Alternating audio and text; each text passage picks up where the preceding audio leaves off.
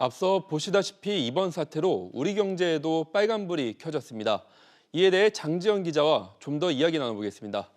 네, 장 기자. 미국과 이란의 무력 충돌이 계속된다면 가장 우려되는 게 유가 급등입니다. 우리 경제에 굉장히 심각한 위협으로 보이는데요.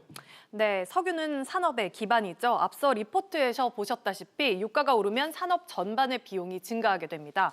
결국 소비자들이 구매하게 되는 최종 제품의 가격까지 오르게 되는데 이렇게 물가가 상승하면서 소비를 위축시키는 결과를 낳게 됩니다.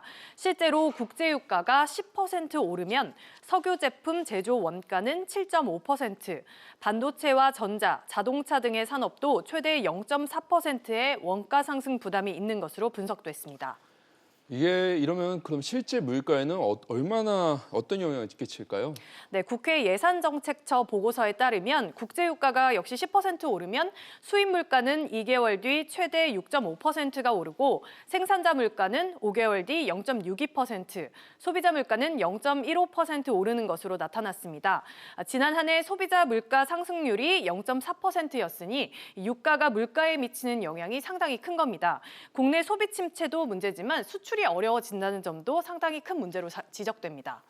이게 정리하면은 결국 유가가 오르면 소비도 수출도 어려워진다는 뜻이겠네요. 네, 그렇습니다. 글로벌 시장에서 유가가 오르면 당연히 석유를 수입하는 국가들이 가장 크게 타격을 받는데요. 중동 지역에서 최대 석유를 수입하는 국가는 바로 우리나라의 최대 수출국인 중국입니다. 중국의 소비 여력이 떨어지면 우리 수출도 타격을 받을 수밖에 없는데요. 우리나라는 지난해 이미 수출이 10% 이상 줄었는데 올해도 연초부터 이런 악재들이 터지면서 목표치인 5,600억 달러 달성이 어려워질 수도 있습니다. 네, 이번 사태로 안전자산에 대해서 쏠림 현상이 심화되고 있다는데 이것도 결국 경기 활성화엔 좋지 않다면서요.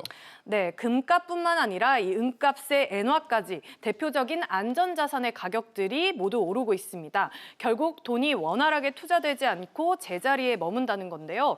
이렇게 쏠림 현상이 더 심화되면 금융시장에서 자본순환이 위축될 수밖에 없고 경기 침체는 더 심화할 수밖에 없습니다. 네, 장 기자 잘 들었습니다.